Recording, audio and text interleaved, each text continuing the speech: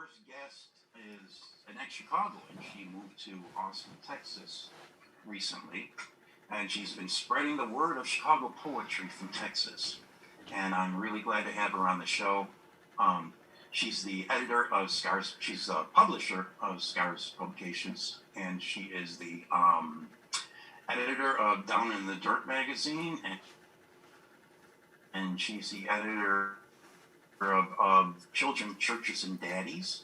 She's ran a lot of different venues.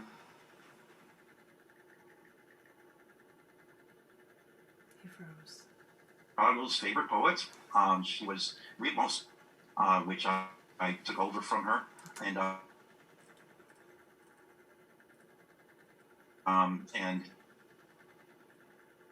we're going to talk how she got started in publishing, how she got started as a poet. So I'm going to push the bird away. Push the bird away. Look. No, I'm not abusing you. I'm the star of this show. No, my internet connection is shaking as he's freezing. Our guests are the star of this show. You know that. So you got to be next to our guest. I'm not going to show anybody. I know you're not. So, ladies and gentlemen, I want to put my phone back here. And yes, you could call us up and see how we get on the show. Well, you go to look for Dave Gecic live in your feed, or pretty soon I'm going to go and I'm going to post it on some other people's pages. So it's going to be posted around the internet, so you're going to be able to find it. But ladies and gentlemen, I want to introduce you to the talented and the lovely Janet Kuypers. Hello, hello, hello. Talented came before lovely. I appreciate that. Well, should I change that around? No, I appreciate that. I think when my husband was first saying, he first started stressing how intelligent I was and then how beautiful I was. And I'm like, I appreciate that you have them both in there, but you have it in a cooler order. So thank you. Hi. How you doing, my love? How are you? I'm just splendid. And I'm sorry that I can't see the view, but I believe that my husband John has shared it on my own page already. I don't know because I'm not there, but I'm just spreading the word. I'm trying to get people to know about it. So I'm trying. Cool. Thanks for being on the show. Thanks for having me. Now you're actually a native Chicago suburbanite, right? I was born in the southwest suburbs, Palace Park, Orland Park area. I went to Carl Sandburg High School.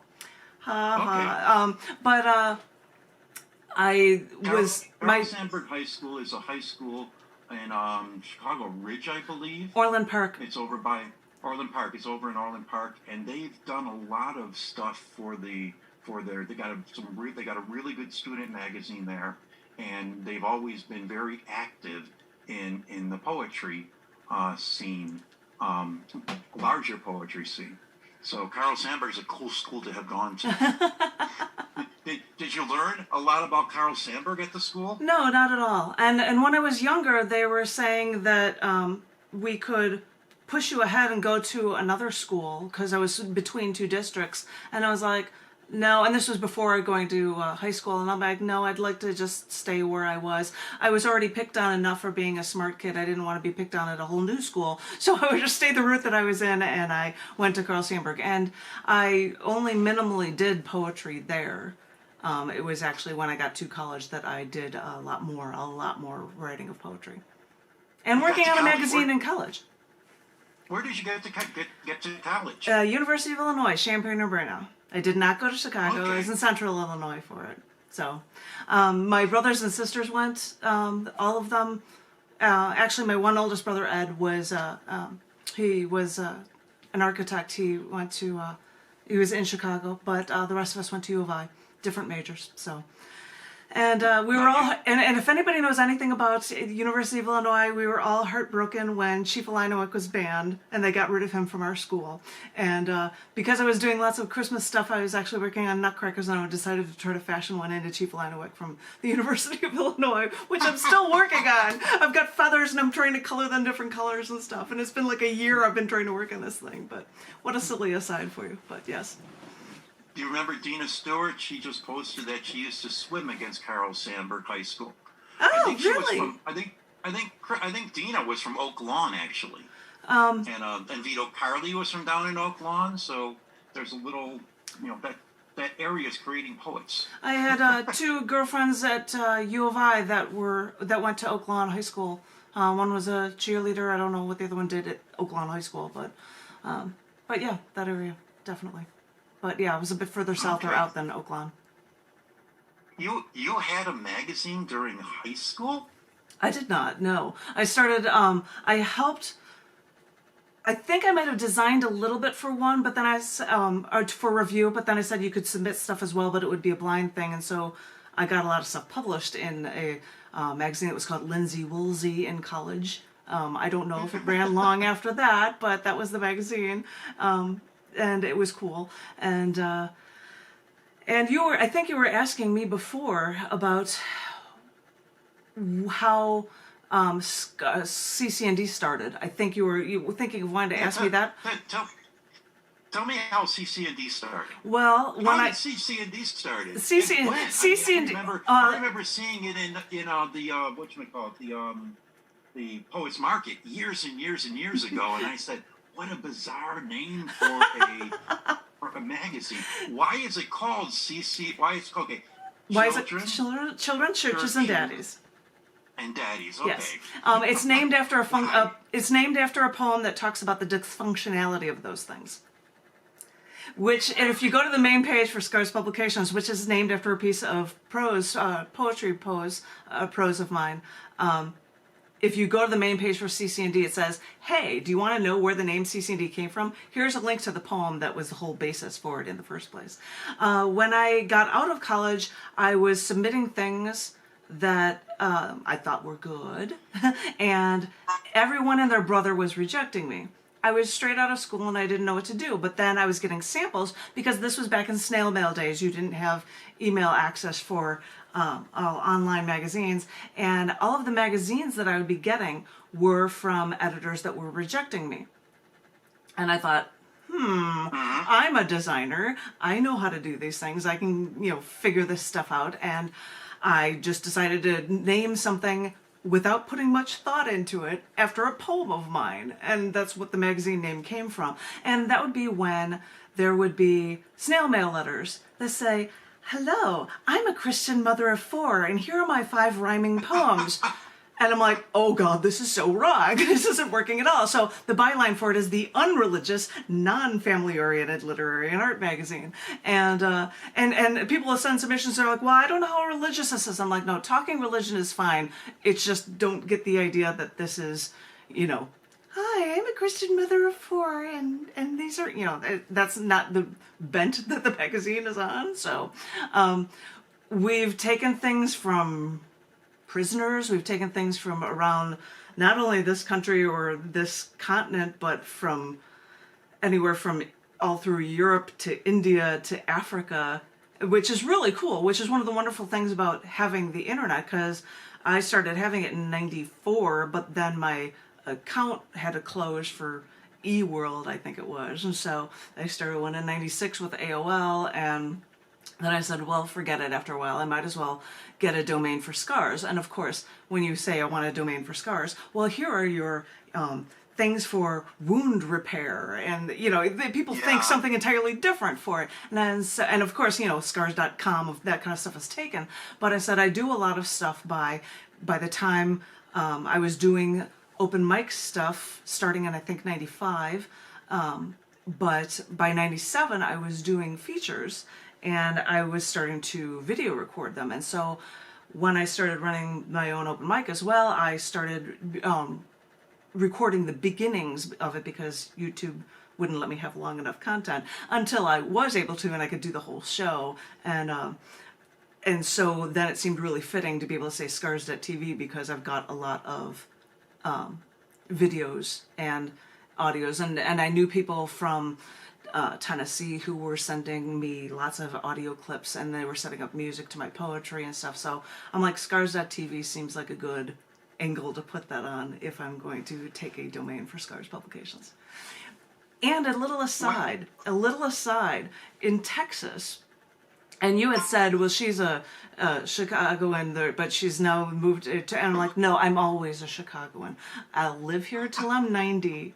and I will still be a Chicagoan. So don't think otherwise. I like people here, and that's all well and good, but I'm going to be a Chicagoan. But anywho, I found out, and John's like, we should get you like personalized plates for your car, which is why I've got CHI Space Poet for my sedan. But we had a convertible, and it used to have Scars 93 as a personalized plate in Illinois, and we found out that we could have a period in a vanity plate. So I could literally have scars.tv for a license plate, which I do, which is my URL.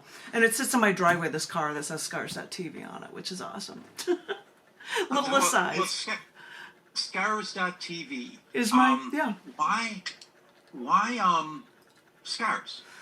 It was the same way that I thought with Children, Churches, and Daddies. It was a prose poem of mine that was about how we all have scars in different ways. Like how when I was riding roller skating in the driveway and I fell, and my parents came out, they said, "Did you crack the sidewalk?" You know, scars. And they're like all these different kind of things of what could make scars. And these are the things that a lot of poets and the like think about as well. So it seemed like a really good title just to have for a publishing organization. No, it is a really good title. and I'm thinking of something that one of the reasons I started Puddin' Head is because people didn't want to publish me. And then as soon as I did that, people are like, "Oh, we want to take these things that we once rejected from you." And I'm like, "Oh, fascinating." Yeah. Oh, and I have to do a little aside. I saw a long time ago that Dave had a wine glass in one of his feeds, and so because somebody gave me a Poet 2019 wine glass, I had to put wine into it so that I would have a Poet 2019 glass. Yay! You got to close up on the wine glasses. Toast so me. we will toast. There we go. Toast. There you go. Awesome. Toast. Okay, that's the first internet toast I ever did. Awesome. Prost. Well, it's not a German wine, but sorry. I'm drinking a cheap yellowtail, the Cabernet Shiraz mix. I think it's really, really good. Okay. And I should do a wine show.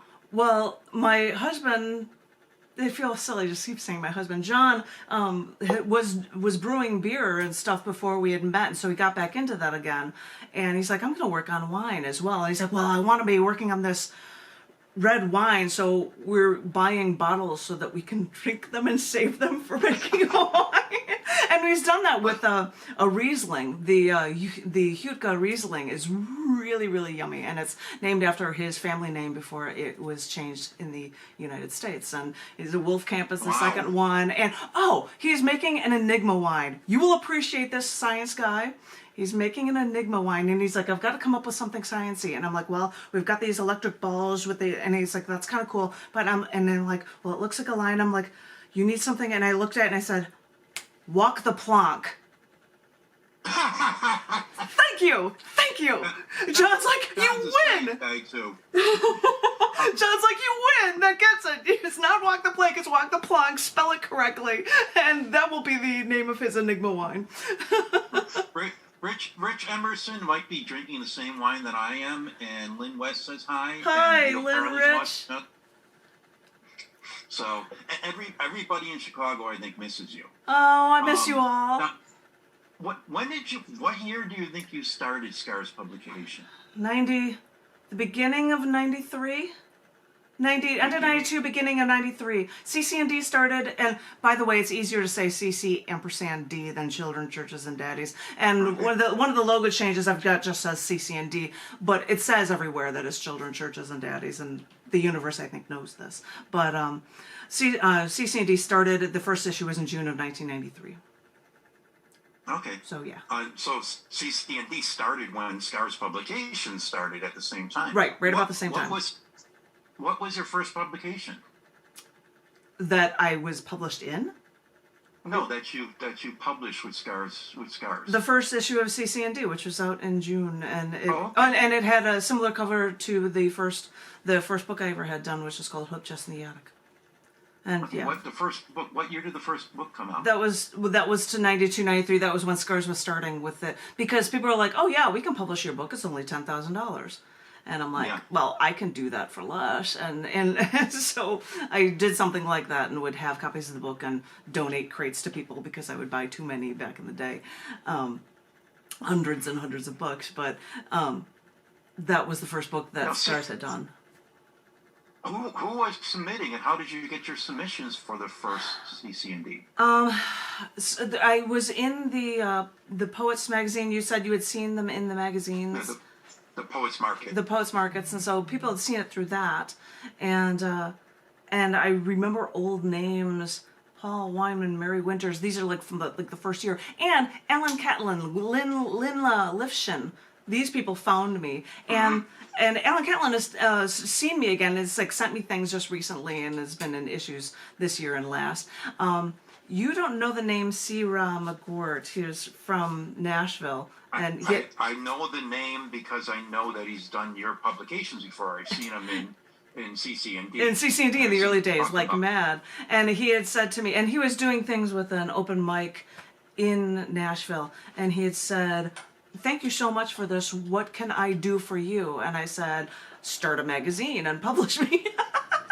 And so he started Penny Dreadful Press and the Penny Dreadful Review, and out there, and he would publish me there. Yeah, yeah. On my suggestion, he started, which I love it, and I love him, and he is great. And I don't know if he is viewing because I let him know about it, and I hurt him. So it's the poetic child of.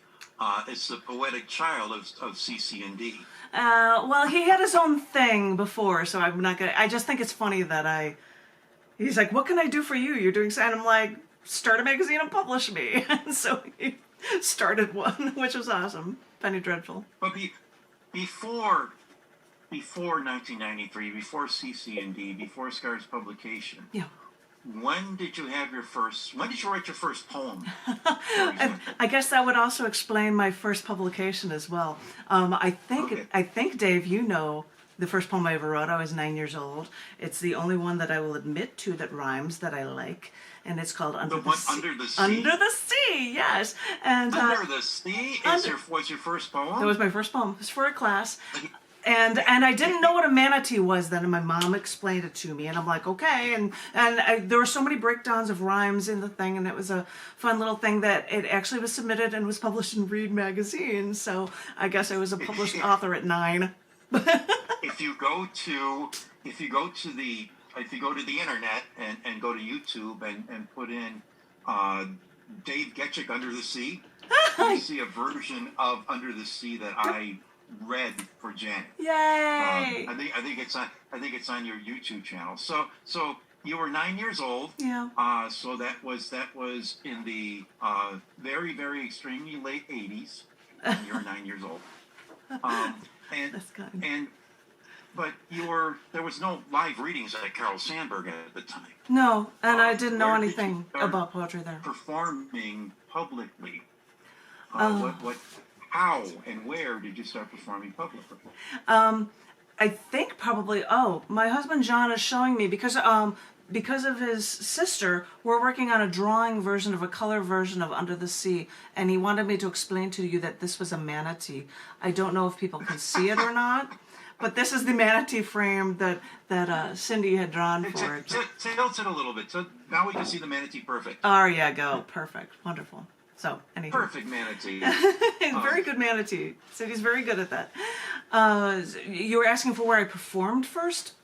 Yeah, where would you perform first? Now CC&D is children, churches, and daddy. That's what CC&D is. Correct. And if you want to know about it, you can go to scars.tv/ccd.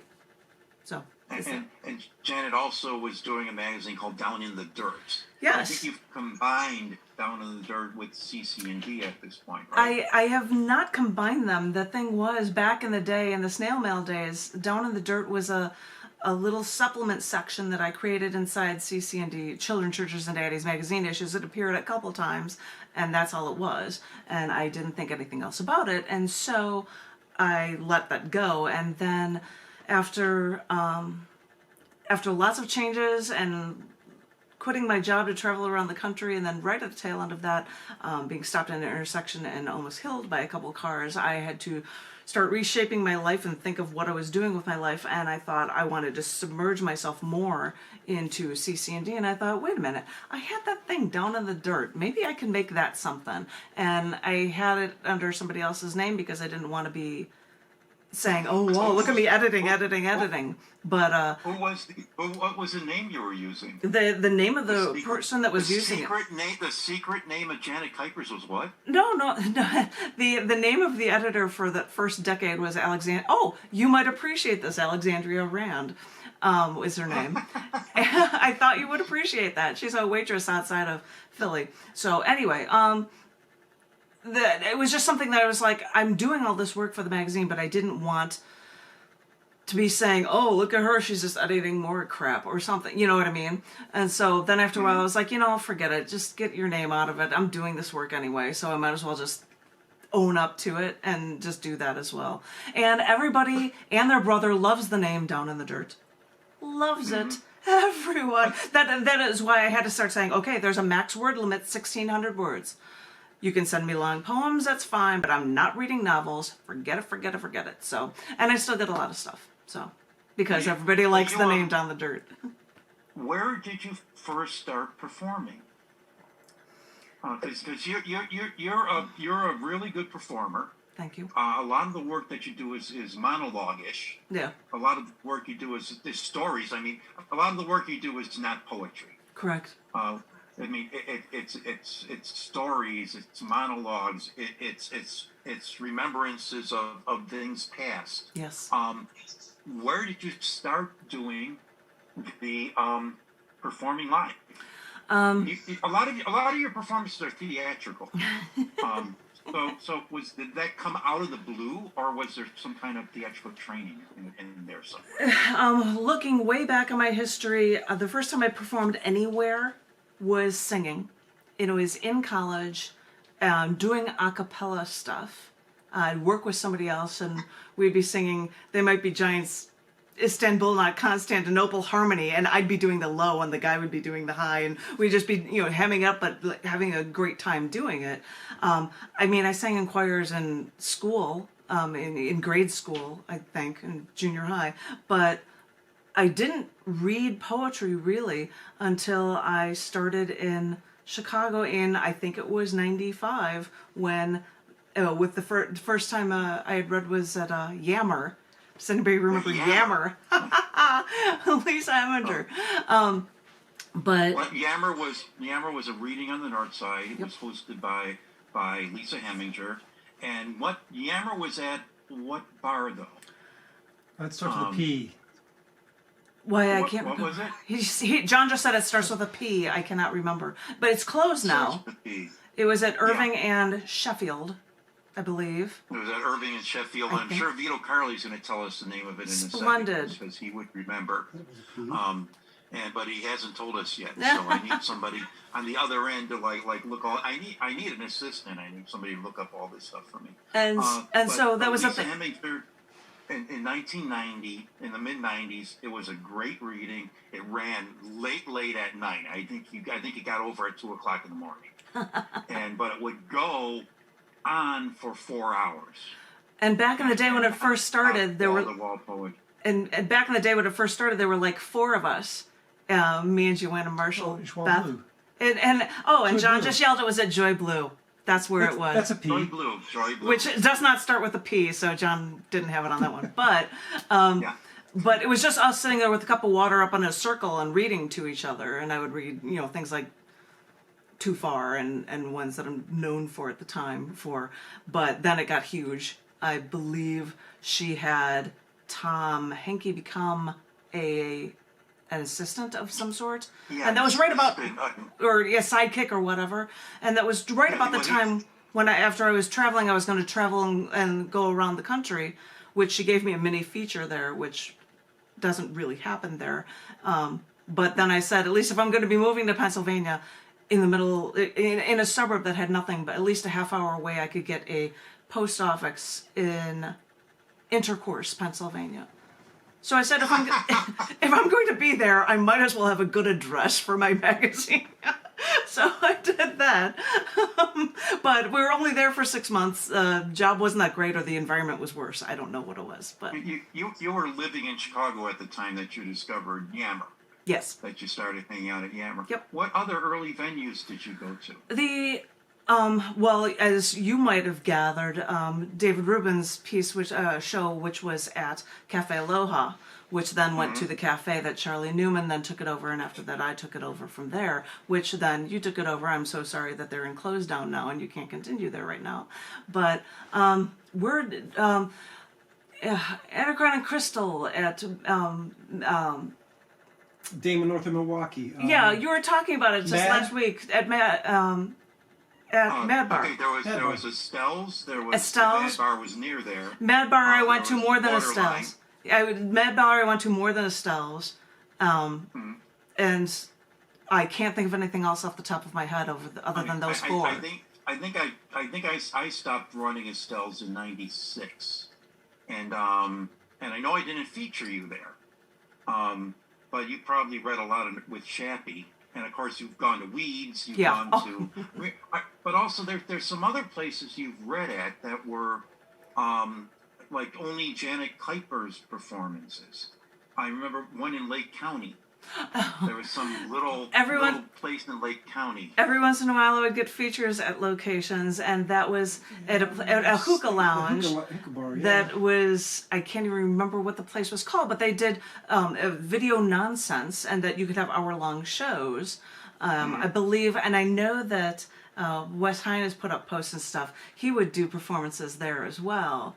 And it was fun to do that, because as I had started doing shows, here's a funny one for you. After I had this travel around the country, was in an accident, I came back, I'm like, wait, David Rubin has this thing, and he did it weekly. And then I have an accident, engaged to get married, and come back. So nearly a year goes by.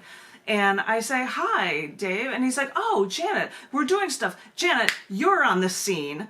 You should have quarterly features. And I thought, I'm on the scene? Quarterly features? I was like, on the scene? I've been in a hospital. I was on the other side of the country. I've gotten married. I haven't been around much in the past year, but okay, I'm on the scene. And so I did quarterly features until, I think then with Charlie, it was like just once a year, which is what I did when I was taking it over at the cafe and then at the Gallery Cabaret. But I guess maybe you were unforgettable. So, no, wait, an accident. You were in Pennsylvania when you had an accident? No, it was before that, actually. I met John 6 months, maybe, after I was in this car accident. I had just traveled around the country by car. I was considering plans of going to Europe, but I hadn't made anything set yet. I was driving to visit my parents in the southwest suburbs, and I was stopped in an intersection. According to eyewitness reports, I saw in my rearview mirror that at a hill, because the light had changed, but we're all still standing still because cars have to wait to move. I apparently saw that over the hill, somebody sees in this 55-mile-per-hour road that the light is green. So they were speeding, didn't look. They were texting, and I could see them just plowing, like coming right toward me. There was a motorcyclist in front of me and a van in front of them, so I turned the wheels of my car to the left, to not hit a motorcyclist, where the car then knocked me into oncoming traffic, which, they don't expect me to be there, and another car hit me. Reports say that there were skid marks from my tires for 108 feet. Wow. And actually, John was going... I was on my way back. He was on his way back from something for an MRI for something from school. And he was like, why is this intersection all black? And he had no idea what it was. And apparently a really distant cousin of his was one of the EMTs that came to get me. And they were looking, and they were like, I think we need to get a helicopter.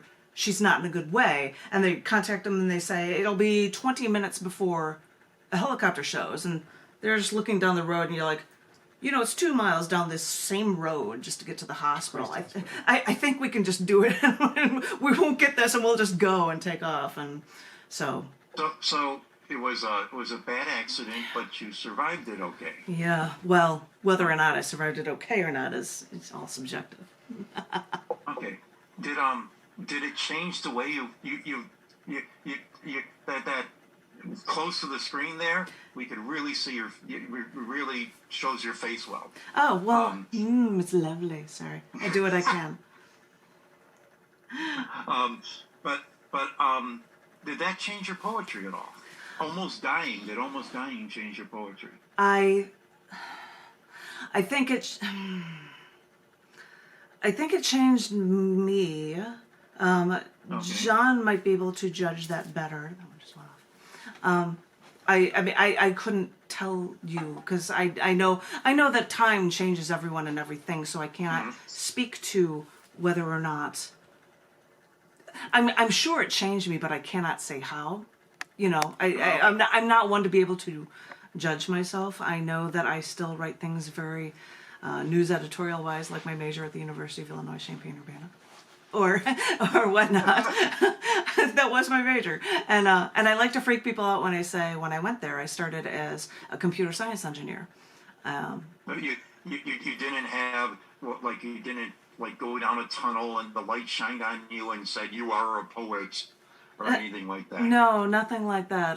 But I just thought with the life experiences and getting older, I said I don't think I want to be doing this with my life.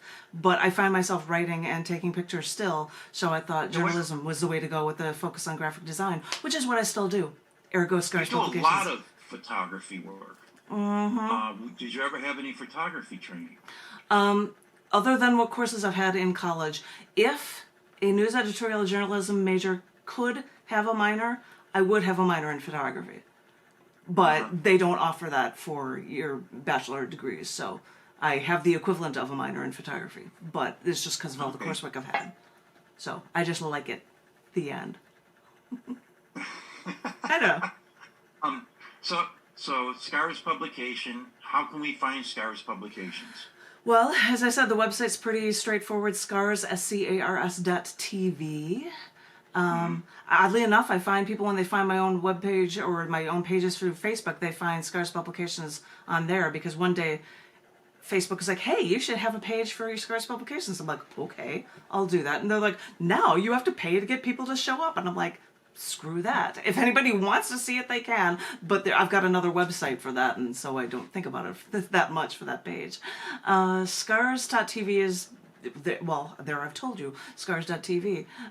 I could tell people to snail mail me submissions, but why bother when email is so much faster? CC&D is the same way. They go to Scars Publication. Is that correct? Now, CC&D, is there a submission time that you take submissions, or is it year-round? It's year-round, and unlike Down in the Dirt, there isn't a word limit on short stories. There is no theme other than I don't like, as I had said, the blatantly religious stuff. Just because of the name, I have to stress that. As I would describe things, if you're saying stories, make us feel like we've been there.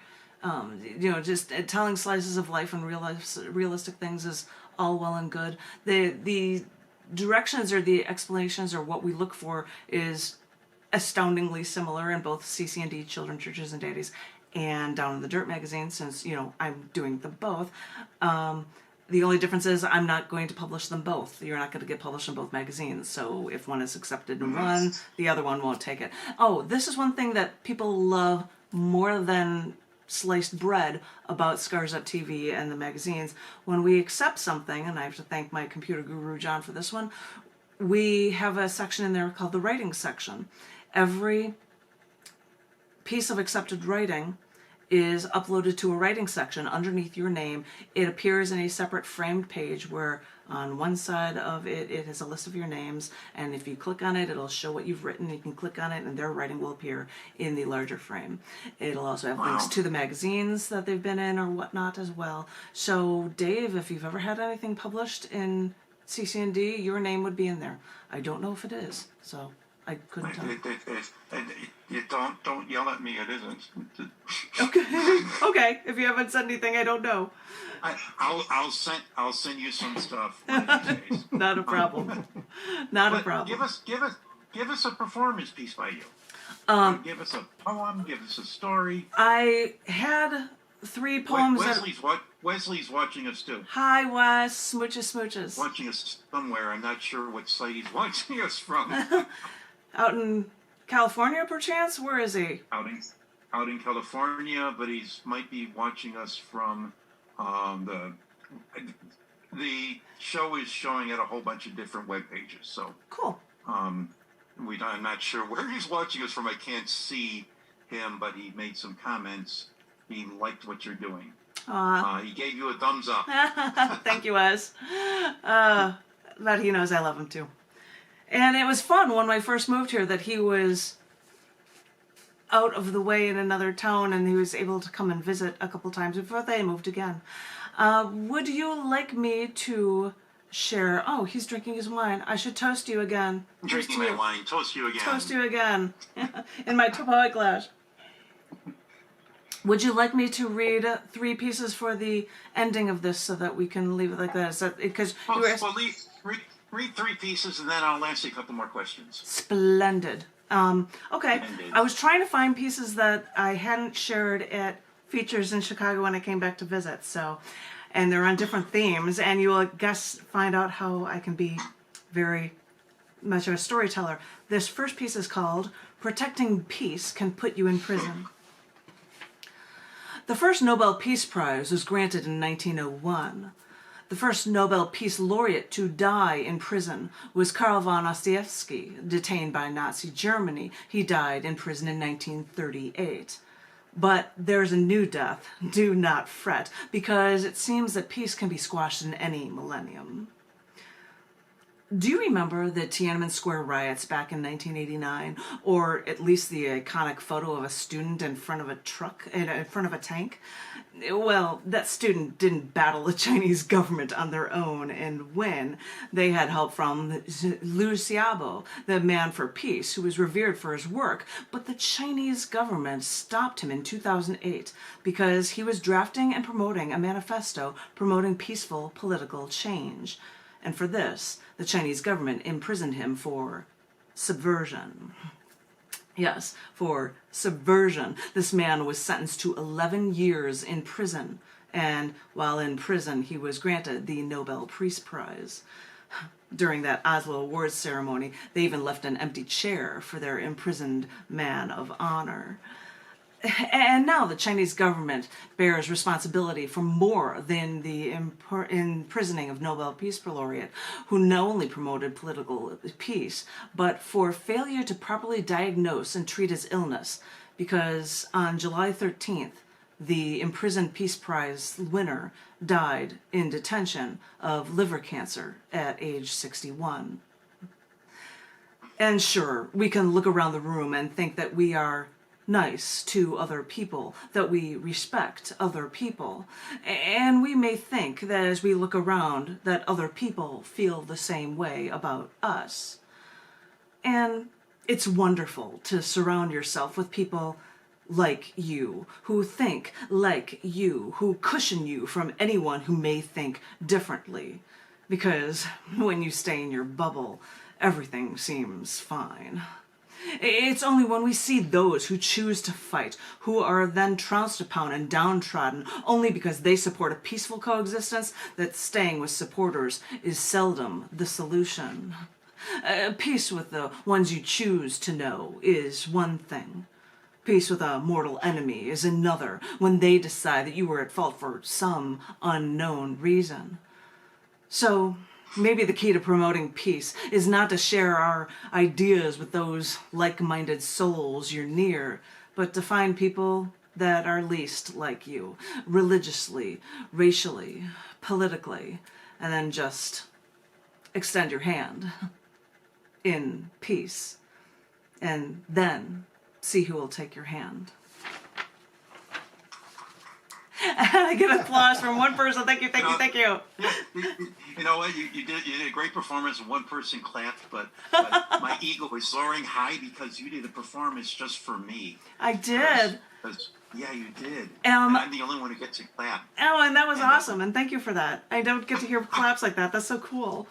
Applause! Yay! And the crowd goes wild. Sorry. Because when you do a Zoom reading, you Nobody.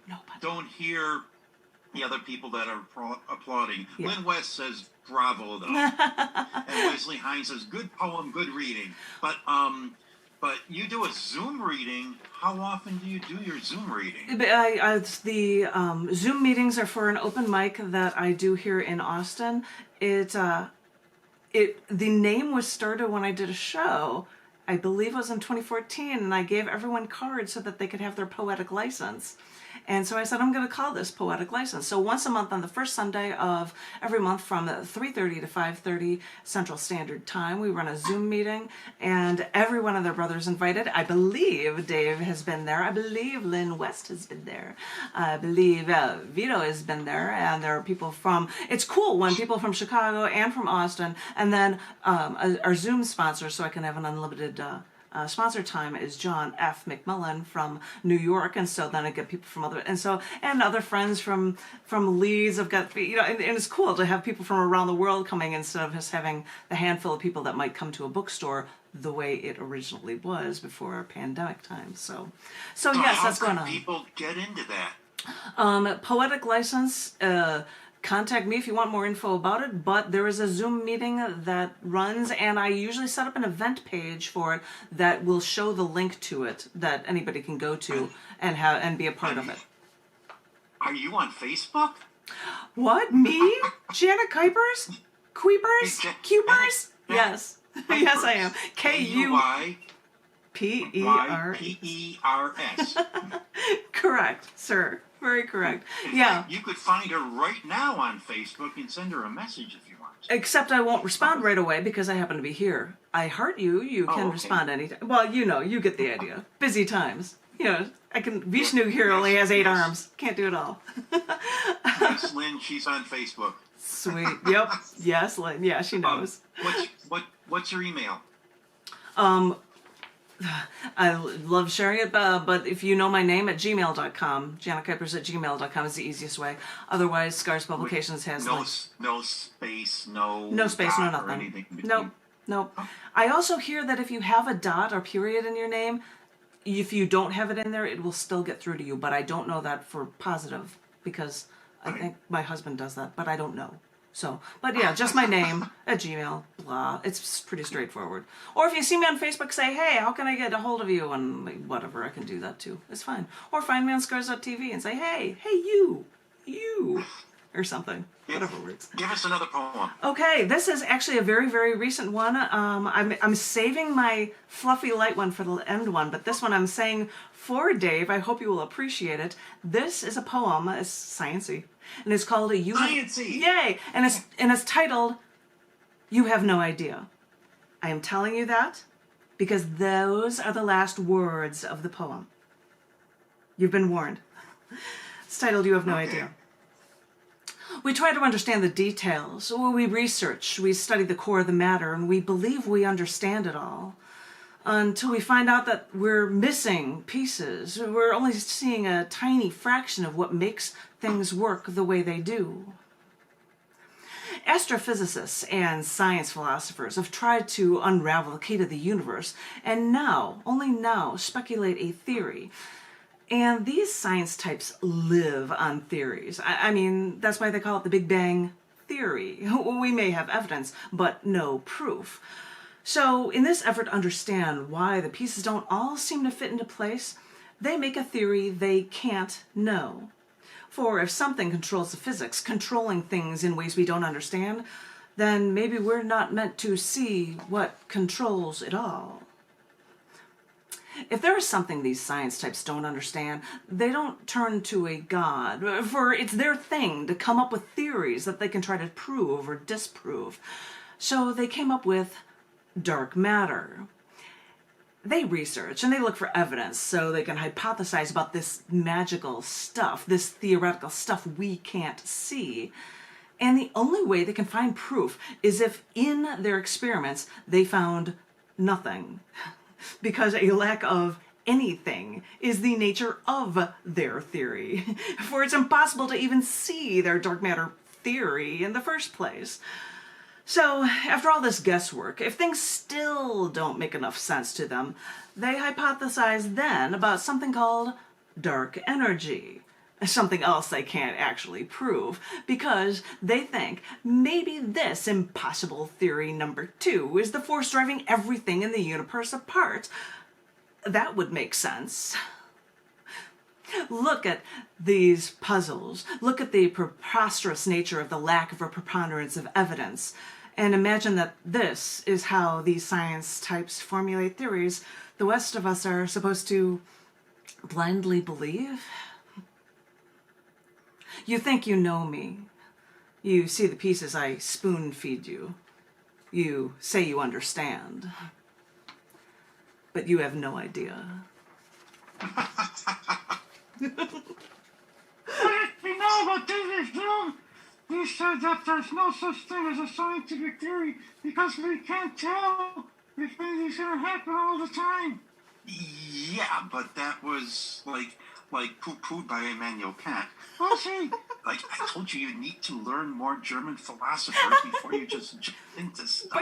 Jeez, Bennett, will you tell the bird to read more German philosophers? It's always valuable to read as many different philosophers and get as many different ideas so that you can come up with a well-rounded solution, a well-rounded theory of your own based on as much knowledge as you can get, Mr. Bird. So keep chugging at it and keep working on it, all right, man? I hate having to work. Don't you just tell me? Okay, I'll tell you later. I'm sorry about that, Janet. That's but, quite all right. That's quite all right. It's been a problem ever since I left that Nietzsche YouTube thing on. So I don't know. Anyways, anything else to say to last words for our audience? I got another guest coming on. I got Terry Jacobus. Who's he? He's a guy. Okay? He's a guy. Do I have time to share this last one with you? Do the last one. Sure. This one is titled, from a book that's coming from somebody else for me, it's titled Eternal Never-Ending Now. We struggle in our worlds. We contend with regular problems and we look for relief in any way we can. We think a vacation will temporarily assuage how we feel, and it does. And then it's back to the same old grind, that same never-ending meaninglessness. I know it's hard. I know it seems hopeless. But I want to ask you, can you think of a moment? Can you pause and think of a time in your life, any time, when you felt at peace?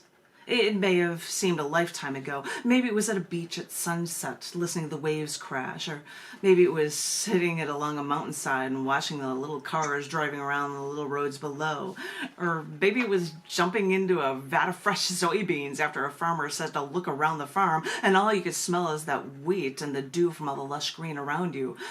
I won't bring up references to bubble baths or baseball games. Just think of whatever works for you and remember it. And what I want you to do is find that moment, and you may realize that time then seemed to just stand still. There was no past, there was no future. There was just an eternal, never-ending now that didn't end. During that moment, you don't even remember it ending. It was that complete. So, if you can remember those times, if you can reflect on those times, then know that the perfect moment of completeness, of wholeness, is within you. Find it, and know that peace is with you, always.